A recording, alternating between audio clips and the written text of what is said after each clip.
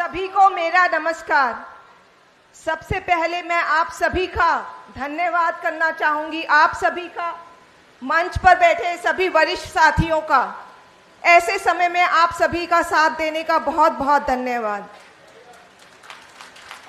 अभी तक आप सभी अब तक समझ तो गए होंगे कि दिल्ली के मुख्यमंत्री अरविंद केजरीवाल को एक गहरे राजनीतिक षड्यंत्र के तहत जेल में डाला हुआ है। सबसे पहले मार्च में लोकसभा चुनाव से जस्ट पहले ईडी ने दिल्ली के सीएम को जेल में डाल दिया, एक बयान के ऊपर, बिना किसी सबूत के। बयान है एनडीए के सांसद मगुंटा रेड्डी का। मगुंटा रेड्डी सिर्फ एक बार सीएम से मिले थे। उनको कोई चैरिटेबल ट्रस्ट खोलनी थी दिल्ली में, उसकी जमीन के लिए वो सीएम से मिलने गए थे।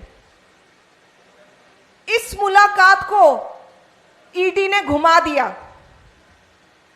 ईडी ने उनके बेटे, सांसद के बेटे को जेल में डाल दिया, 5 महीने तक जेल में रखा। इस बीच उनकी मम्मी, माताजी बीमार हो गई। उनकी पत्नी ने आत्महत्या की कोशिश की। अब ईडी ने उनसे कहा, आप अरविंद केजरीवाल पर इल्जाम लगाओ, उन्होंने आपसे 100 करोड़ रुपए मांगे थे। डील हो गई दोनों में, झूठा बयान बन गया और अरविंद केजरीवाल को अरेस्ट कर लिया ईडी ने। ईडी ऐसा क्यों करती? ईडी ऐसा इसलिए की क्योंकि ये किसी षड्यंत्र के तहत किया गया था, दबाव के तहत किया गया था। ट्रायल कोर्ट ने सीएम को बेल दे दी और कहा कि बेल का लॉलीपॉप देकर एक बयान पर बिना सबूत के सीएम को गिरफ्तार किया गया और बेल मिल गई। तुरंत 2 एक्शन लिए गए केंद्र सरकार ने।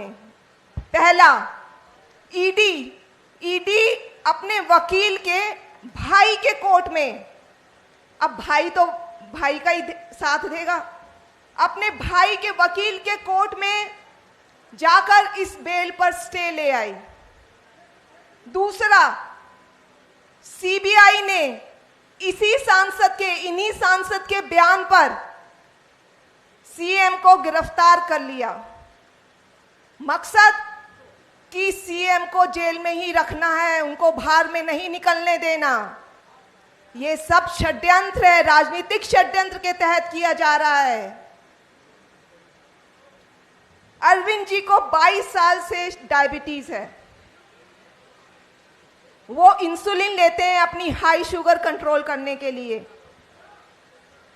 जब जेल गए तो उनको इंसुलिन नहीं दी गई। कोर्ट जाना पड़ा उनकी इंसुलिन दिलाने के लिए। इसका मतलब क्या हुआ? षड्यंत्र के तहत उनकी बीमारी को नजरअंदाज किया गया। अरविंद जी के हाथ पर एक सेंसर लगा हुआ है।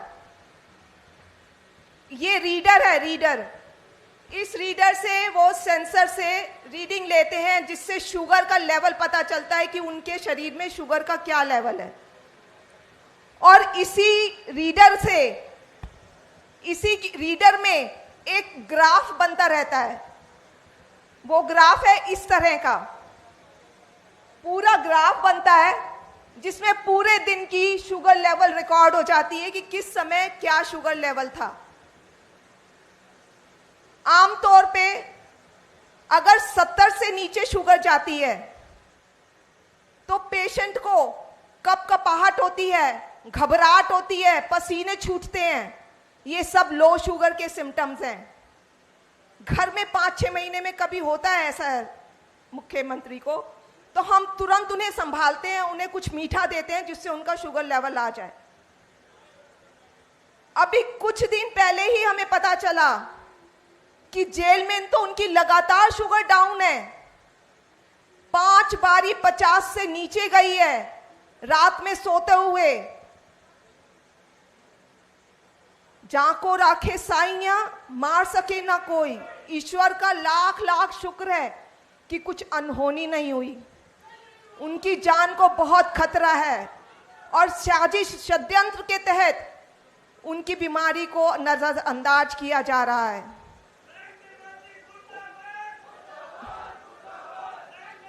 ऊपर से एलजी साहब ने अभी एक चिट्ठी लिखी है। वो चिट्ठी में कहते हैं, अपने सीएम पे इल्जाम लगाते हैं कि सीएम विलफुल्ली, मतलब जानबूझकर कम खा रहे हैं। क्या मजाक की बात है। मतलब वो खुद की जान खतरे में डाल रहे हैं कम खाकर। फिर दूसरी तरफ ये भी बोलते हैं कि सीएम इंसुलिन कम ले रहे हैं। मैं एलजी साहब को बताना चाहूंगी कि जब शुगर हाई होती है, इंसुलिन की जरूरत तब पड़ती है। उनकी पहले ही 50 से नीचे शुगर जा रही है, इंसुलिन लेके वो खुद को खत्म करना चाहेंगे। अब आप लोग बताइए, ये तानाशाही नहीं है, ये षड्यंत्र नहीं है क्या बीजेपी सरकार का?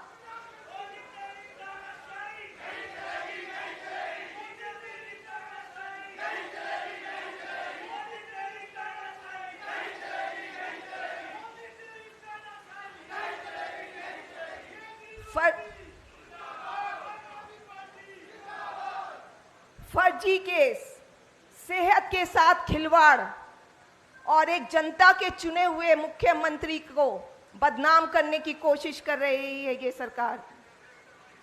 इनका सिर्फ और सिर्फ एक ही मतलब है, एक ही मकसद है कि कैसे दिल्ली के कामों को रोकना है।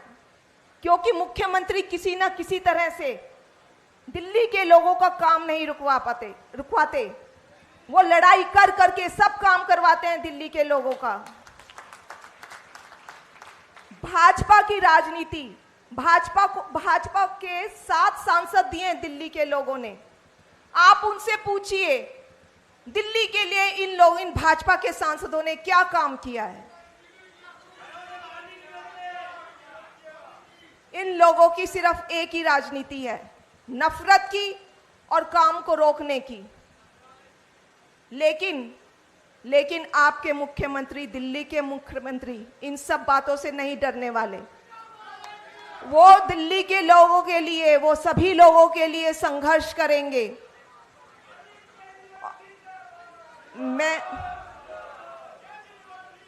मैं 30 साल से उनके साथ हूं।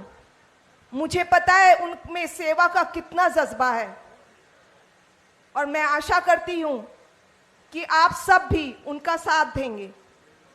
धन्यवाद, नमस्कार।